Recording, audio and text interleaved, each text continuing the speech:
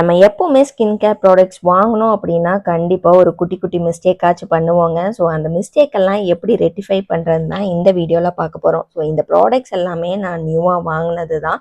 இது எல்லாமே நான் டெய்லி ரொட்டீனுக்கு எடுத்தோன்னே ஸ்டார்ட் பண்ணலைங்க.